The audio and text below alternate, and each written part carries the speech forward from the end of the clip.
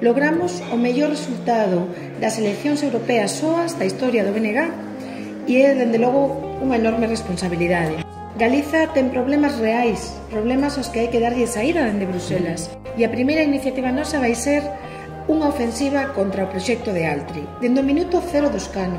imos pelexar para que os fondos europeos que quere utilizar o Partido Popular para unha macrocelulosa do século XIX veñan para outros sectores relacionadas cos sectores productivos, coa vivenda, co declive industrial e a necesidade de impulsar a industria, con infraestructuras, con transporte, con natureza. E creo que isto é o que pon tan nervioso o Partido Popular,